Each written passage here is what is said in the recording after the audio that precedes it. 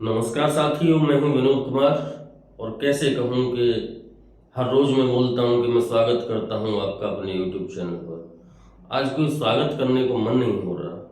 वजह तो आप जान ही गए होंगे।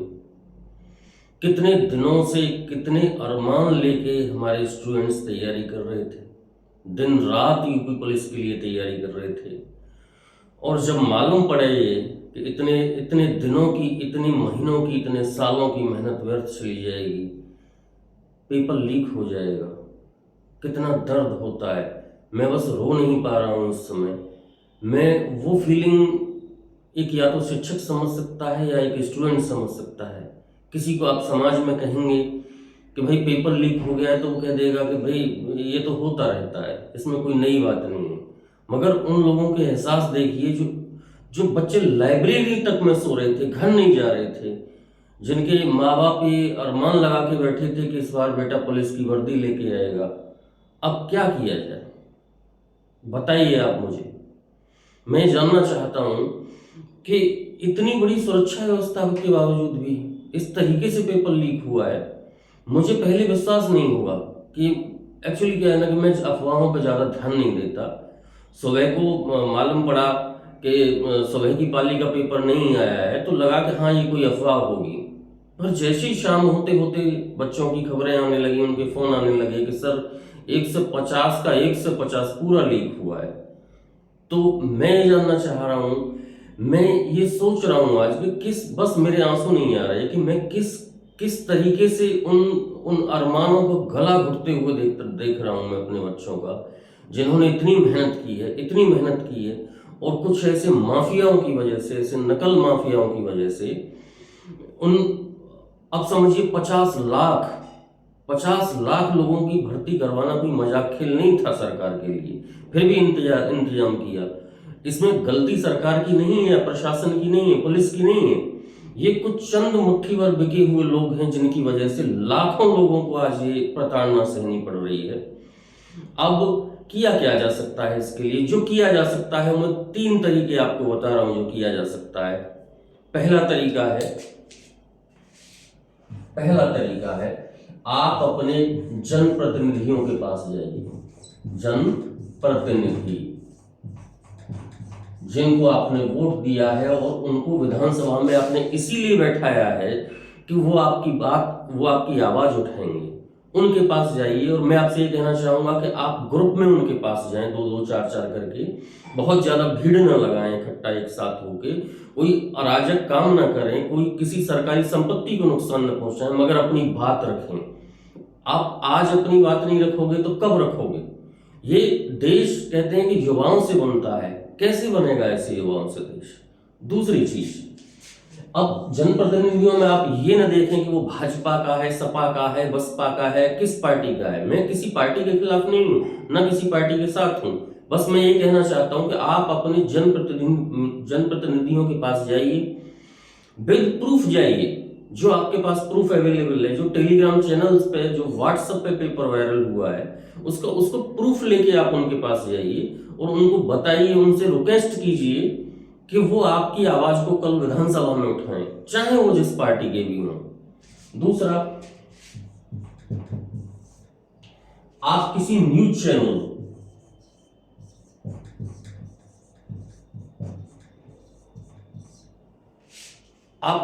चैनल को अपनी बात, अपने प्रूफ को टैग करिए ताकि वो आपकी आवाज उठाए। ये मीडिया कहां गया जो इतना चिल्ला चिल्ला के बोलता है? कहीं भी किसी भी मेन स्ट्रीम मीडिया में कोई आवाज दिखाई नहीं दे रही है, कहीं कोई आवाज सुनाई नहीं दे रही है। और तीसरी बात जो मैं आपको बता रहा हूं वो देखिए,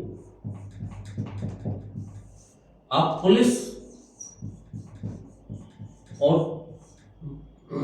पुलिस भर्ती और प्रोन्नति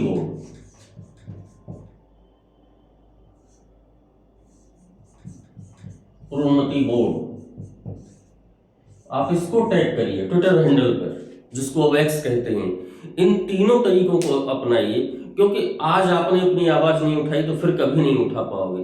बिल्कुल शांतिपूर्ण तरीके से अब ये समझिए कि कल से जो पेपर है वो एज इट इज सुबह से वायरल हो रहा है, 24 घंटे पहले लोगों के पास है।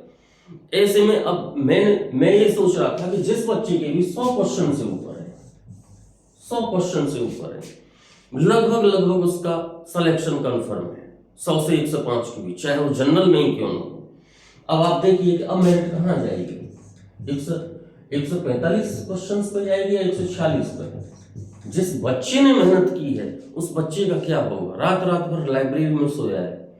अब आप ये समझिए कि किसी नेता का यूपी पुलिस में या एसएससी जीडी में भर्ती होता कौन है, किसी नेता का बच्चा भर्ती होता है, किसी उद्योगपति का बच्चा भर्ती होता है, किसी अधिकारी का बच्चा भर्ती होता है, किसानों के बच्चे भर्ती होते हैं जो गांव देहात से बिलोंग करते हैं। उनके माँ बाप उनको किसी शहर में भेज के कोई 8,000, 10,000, 15,000 रुपये खर्च करके उनको कोचिंग दिलाते हैं। बच्चा दिन रात मेहनत करता है, उसके बावजूद उसका मनोबल कितना टूटा होगा आज, समझिए आप। यदि आपको मेरी बात समझ में आ रही है और आप मुझसे सहमत हैं तो इस चैनल को सब्सक्राइब करके इस वीडियो को इतना फैलाइए कि आपकी आवाज़ सरकार तक पहुंचे। मुझे पूरी उम्मीद है कि आपकी आवाज़ सरकार सुनेगी और इसका कोई ना कोई समाधान करेगी। अब देखिए, कुछ ही दिन पहले केंद्र सरकार ने कानून पास किया है कि नकल माफियाओं को नकल रोकने के लिए 10 साल तक की कैद और 1 करोड़ रुपए तक का जुर्माना। फिर भी पेपर लीक, इससे बात नहीं बनेगी। इनको ऐसी सजा दी जाए कि आगे ऐसा काम करने से पहले 1000 बार सोचें। मैं आप सभी लोगों से एक बार फिर से मैं कहना चाह रहा हूं कि आप इस वीडियो को इतना फैलाइए कि आपकी आवाज सरकार सुने। आपकी आवाज को सरकार को सुनना होगा। अरे सरकार हमारी, क्या हम अपनी बात को अपनी सरकार के आगे नहीं रख सकते? इसमें कोई गुनाह है? यदि गुनाह है तो मैं गुनाह करूंगा। मैं अपनी सरकार तक ये आवाज आप लोगों की पहुंचाऊंगा। आप लोग मेरा साथ दें, मैं आपका साथ दूंगा। अब ये समझिए कि जो स्टूडेंट जो मेहनत करके, एक बच्चा कह रहा था मुझसे कि सर मैं 120 से लेके 125 के बीच कर रहा हूं जो मॉक टेस्ट है। अब ये समझिए कि वो उस बच्चे से मैंने कहा कि मैं आपका 100% श्योर मान लीजिए कि आपका सिलेक्शन होगा। अब मैं कैसे मुंह दिखाऊं उसको, क्या कहूं उसको? एक बच्चे का फोन आया, वो रो रहा था, कह रहा था कि सर अब क्या करूं, मर जाऊं, आत्महत्या कर लूं। मैं अपने सभी साथियों से, सभी स्टूडेंट्स से ये कहना चाहूंगा कि इस तरीके की नेगेटिव विचार अपने दिमाग में बिल्कुल न लाएं। हमें हमारी सरकार से पूरी उम्मीद है। अब ये देखिए कि आज से ठीक 2 दिन बाद एसएससी जीडी के एग्जाम शुरू होंगे। बच्चा किस मनोबल के साथ एग्जाम देने जाएगा, उसका मनोबल कितना टूटा हुआ है। ये समझिए कि सबसे बड़ा अपराध हत्या को माना जाता है और इस पेपर लीक वाली चीजों को भी हत्या की बराबर ही सरकार ऐसा कानून बनाए कि उनको हत्या की बराबर ही सजा देने का प्रावधान हो। देखिए, मैं सरकार की मंशा का सवाल नहीं उठा रहा। सरकार एक सिस्टम है, सबने पूरी कोशिश की है, मगर इस प्रोसेस में बहुत सारे लोग इन्वॉल्व होते हैं। जो पेपर लेके कहीं गाड़ी भी जा रही है, वहां गार्ड भी है, बहुत सारे लोग, इतने सारे कॉलेजेस हैं। हो सकता है कुछ मुट्ठी भर, कुछ ये गुनाह जो किया है कुछ मुट्ठी भर लोगों ने किया है और इसकी वजह से सीधे उंगली सरकार पे उठ रही है। इसमें सरकार का दोष नहीं है। मुझे अपनी सरकार पे पूरा पूरा पूरा भरोसा है। आप लोगों को भी भरोसा होगा। आप इस मुहिम को आगे बढ़ाइए। और मैं फिर से कह रहा हूं, आज मेरा दिल बहुत दुखी है और उन सब लोगों का दिल दुखी है। अब आप बहुत बड़ी आवाज नहीं समझिए, 50 लाख बच्चे, आप ये मान के चलिए कि किसी परिवार में 4 लोग भी शामिल हैं, एक फैमिली में 4 लोग हों तो 2 करोड़ लोग होते हैं। 2 करोड़ लोग इससे सीधे प्रभावित हो रहे हैं। 2 करोड़ लोगों की आवाज सरकार जरूर सुनेगी। मैं रिक्वेस्ट करता हूं, फिर से मैं बार बार रिक्वेस्ट करता हूं कि आप विद प्रूफ अपने जनप्रतिनिधियों से कल ही मिलिए, लेट नहीं करना है, कल ही मिलिए। किसी न्यूज चैनल को इंफॉर्मेशन दीजिए, यूपी पुलिस भर्ती और प्रोन्नति बोर्ड को टैग करिए।